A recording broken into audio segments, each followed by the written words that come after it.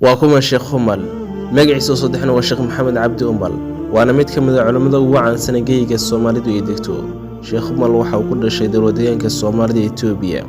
شيخ يا قرآن الكريم ككل بي isla deegaanka ku dhashay kadib markuu xifdiyay quraanka kariimka waxa uu go'aansaday inuu heerser ka gaaro barashada diinta islaamka xilligaas kadib sheekhu waxa yimid dalka Kenya isagoo ku biiray madaarisi xarumo lagu barto diinta islaamka soo aqoon badan u karorsado muddo kadib sheekhu waxa uu aaday dalka Sacuudiga isagoo ku biiray jaamacadda islaamiga oo ku taal magaalada Madiina isagoo ka qalan jibay sanadku markuu ahaa 1993 waxaana ku takhasusay kulliyadda xadiis ama barashada cilmiga xadiista intuu ku sugnaa dalka Sacuudiga Sheekh Maxamed Cabdi Umal waxa uu taxnaa kitaabo laga geli jiray masjidka Nabiga sallallahu alayhi wasallam sheekh ayaa si gaar ah waqtigiisa badan ugu bixiya akhrinta iyo raadinta kutubta xadiista waxaana uu suurta gashay inuu heerser ka gaaro diinta islaamka